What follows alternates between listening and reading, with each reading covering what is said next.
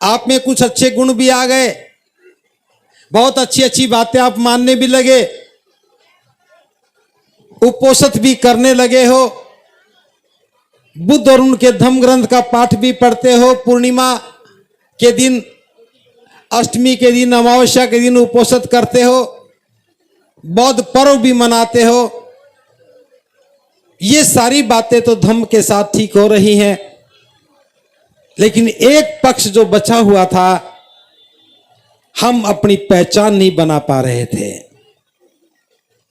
हम अपनी कोई पहचान नहीं बना पा रहे थे, जातियों को छोड़ नहीं रहे, परंपराओं को तोड़ नहीं रहे, व्यसनों से बाहर नहीं निकल रहे, फिजूल खर्ची में धन बर्बाद कर रहे हैं। इससे जीवन निर्माण का काम प्रभावित हो रहा था।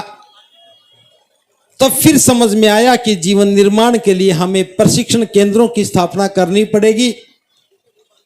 और वो प्रशिक्षण केंद्र कहां से शुरू होने चाहिए, तो मैं उस बात को भी आपको बताना चाह रहा हूं।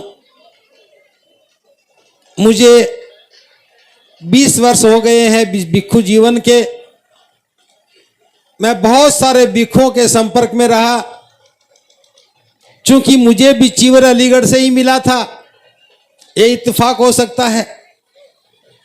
श्रद्धेय भिक्षु कांचन बोधी जी, उनसे मैंने चीवर लिया। श्रद्धेय भंते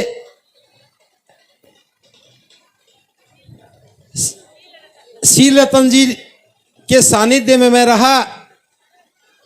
लेकिन ये बहुत दुखद प्रसंग है कि वो दोनों भिक्षु जब दुनिया से विदा हुए तो उन्होंने अंतिम सांस बुद्ध विहार में नहीं ली। उन्हें लौट करके परिवार में जाना पड़ा। मैंने इस बात को पहले भी बहुत बार कहा था कि भंते जी, कहां मरना चाहिए तय होना चाहिए। भिक्षु बुद्ध विहार में ही जीवन त्यागे, अंतिम सांस बुद्ध विहार में होनी चाहिए। लेकिन जब से मैं भिक्षु बना हूं, एक दो भिक्षुओं को छोड़ दिया जाए तो सभी भिक्षु या तो बीमारी की अवस्था में घर जाते हैं और वहीं अंतिम सांस लेते हैं, और फिर उनका अंतिम संस्कार भी परिवार की सहमति से होता है। मैं इस पीड़ा को बहुत सारे भिक्षुओं के बीच में व्यक्त करता रहा, लेकिन समाधान नजर नहीं आया। मैं साधुवाद ज्ञापित कर रहा हूं धम्मभूमि अलीगढ़ की टीम को। उन्होंने कहा जी, इस काम को हम करेंगे, और इन्होंने पहल की। और मैं बता रहा हूं कि पहल भी सामान्य नहीं है। आज से 3 साल पहले बिलासपुर में 1000 सामनेरी भिक्षु भिक्षुणी प्रशिक्षण शिविर लगा था, 1000 लोगों का। वहां हमने घोषणा की थी कि हम बिलासपुर में एक बहुत बड़ा विहार बनाएंगे, लेकिन वहां बात बनी नहीं। फिर हमने कहा कि आगरा में बनाएंगे। आगरा में जमीन को ढूंढा गया। कुछ लोग वास्तव में चाहते थे कि आगरा में बनना चाहिए। फिर जयपुर के लोगों ने भी जमीन ढूंढने में काम किया, और हापुड़ के लोगों ने भी जमीन को ढूंढा।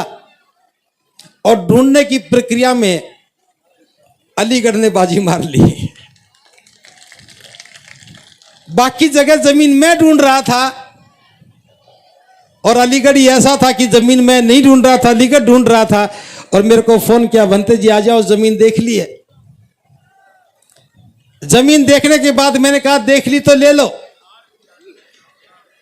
5-6 लोगों ने मिलकर के अपना पैसा दिया, जमीन की रजिस्ट्री करवा ली। लोगों ने कहा कि ये तो निजी नाम से रजिस्ट्री करवा ली। हमने कहा थोड़ा धैर्य रखो, बेचने वाला जल्दी में है, पैसा समाज का आता नहीं जल्दी से, जमीन तो अपनी होनी चाहिए। फिर आप लोगों से अनुरोध किया कि कोई 1 गज जमीन दान करे। 750 रुपए में 1 गज जमीन आई है, तो 1 गज जमीन दान करे। कोई 1500 रुपए दे करके 2 गज जमीन दान करे, कोई 10 गज करे, कोई 20 गज करे। और देखते ही देखते लगभग 65 लाख रुपया आप लोगों ने यहां पर दान किया। 91 लाख रुपए की जमीन खरीदी थी, 65 लाख रुपए हमारे पास आया। एक श्रद्धावान उपासक हैं राजपाल बौद्ध जी आगरा से। बहुत से लोग ऐसे होते हैं कि जो ऐसा काम कर जाते हैं कि हम भी रास्ता ढूंढने लग जाते हैं। जयपुर के कार्यक्रम में वो सुबह सुबह आए, भंते जी मैं दान देना चाहता हूं। मैंने कहा दे दो जी। उन्होंने कहा जी 10 लाख रुपए दे रहा हूं। मैं चौंक गया, 10 लाख रुपए मांगा भी नहीं, 10 लाख रुपए दे रहे हो। उन्होंने कहा जी मैंने आपको कहा था कि मेरा 1 एकड़ जमीन है एटा में, वो दान दूंगा, लेकिन वो जमीन आपने पसंद नहीं की, वो जमीन उपयोगी नहीं थी, तो मेरी घोषणा व्यर्थ ना चली जाए, इसलिए मैं उस जमीन की कीमत 10 लाख रुपया मैं आपको दान देना चाहता हूं। अब मैंने कहा 10 लाख रुपए मिल रहे हैं तो जमीन खरीदनी पड़ेगी। तो अलीगढ़ के लोगों ने पहल की। हमारी अपील पर आप सब लोगों ने मिलकर के कोई 2 गज, कोई 10 गज, कोई 20 गज, कोई 100 गज जमीन का पैसा दिया। अभी थोड़ा सा पैसा लौटाना बाकी है। ये जमीन बुद्धिस्ट वेलफेयर ट्रस्ट के नाम हो चुकी है, थोड़ी सी बाकी, वो भी कल परसों कर लेंगे, आज का इंतजार कर रहे थे। पहली बार समाज की समझ में आने लगा कि छोटे छोटे दान से बड़ा बड़ा काम हो सकता है। 750 रुपया कोई बड़ी कीमत नहीं, लेकिन 1-1 गज जमीन दान से इतना बड़ा काम हो सकता है। बस हौसला मिलना चाहिए। और ये बात मेरी समझ में आ गई थी। इन्होंने जमीन खरीदी। बीच में बोध गया आंदोलन के कारण मैं यहां नहीं रुका और 1 साल हम विलंब से आए। और जब तारीख तय हुई, उससे पहले दिल्ली में कार्यक्रम रखा था प्यारेलाल भवन में। उस दिन मेरे मन में यह था कि 30 कमरे बन जाने चाहिए, और मैंने वहां आह्वान किया कि 30 कमरे बनने चाहिए, और वहां 26 कमरों की घोषणा हो गई। अलीगढ़ आए तो एक उपासिका आई, शीला बौद्ध जी। भंते जी मैंने वहां तो नहीं कहा, लेकिन 1 कमरा मैं भी बनाऊंगी। 27 हो गए, 2 लोग और आए तो 30 हो गए। 30 के 30 कमरे हो गए थे। मन में बड़ा सुकून था कि 30 कमरे बन रहे हैं, बस विहार तो बन ही जाएगा। जब नींव रखने की बात शुरू की, जब तारीख तय हुई, तो उस दिन सोच रहे थे कि 60 कमरे बन जाने चाहिए। और जब हम यहां आए हैं, उससे पहले 65 कमरे मेरे पास सूची है, 65 कमरों की। रात को हम बात कर रहे थे, भले घोषणा 65 कमरों की हुई है, ये 80 के पार जाएगा। और मैं बताना चाहता हूं, कभी मेरे बैठे बैठे 27 कमरे की घोषणा और हो चुकी है।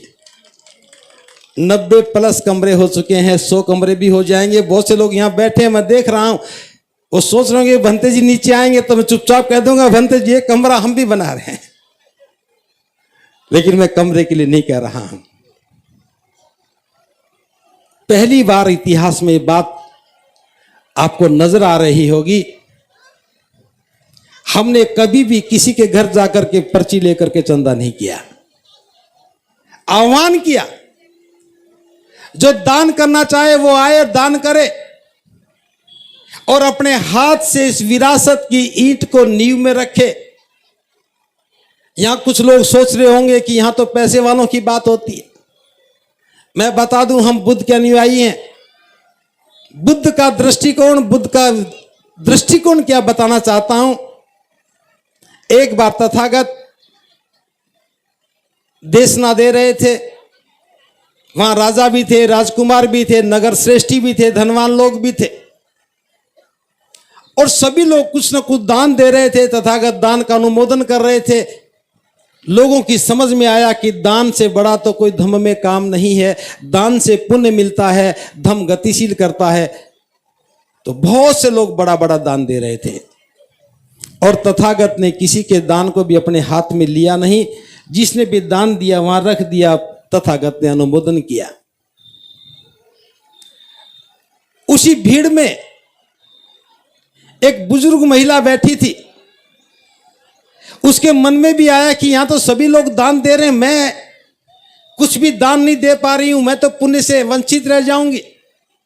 वो उठ के घर गई। घर में जाके देखा कि दान देने के लिए कुछ था ही नहीं। एक फल था, वो आधा खा चुकी थी, आधा बचा हुआ था। उसने सोचा कि मेरे पास और कुछ तो नहीं है, मैं इसी फल को ही तथागत को दे दूं। वो आधा कटा हुआ फल वो बुजुर्ग महिला लेकर के तथागत के पास गई और कहा कि तथागत, आप मेरा भी दान स्वीकार करो। तो तथागत ने दोनों हाथों से उस आधे फल को हाथ में लिया और उसका पुण्य अनुमोदन किया। ये बात देखी तो सभी लोग हैरान हो गए, किसी से नहीं रहा गया।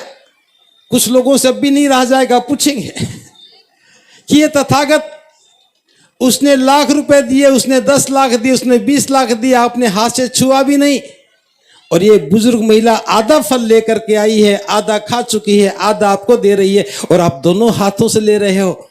हमें समझ में नहीं आया कि इसके प्रति आपका इतना प्रेम क्यों है, और इन धनवानों को आपने कुछ भी नहीं कहा। तो बुद्ध कहते, ध्यान से सुनो, जिन लोगों ने बहुत सारा धन दिया है, उन्होंने इसलिए दिया कि उनके पास बहुत सारा धन है। जिसके पास बहुत सारा धन है, थोड़ा सा लेकर के आ गए। जिसके बैंक के खाते में 5 करोड़ रुपया जमा है, वो 5 लाख लेके आ गए, ये बहुत ज्यादा नहीं है। जिसके पास 10 करोड़ रुपया था, वो 1 करोड़ लेके आ जाए, ज्यादा नहीं, उसका हिस्सा है।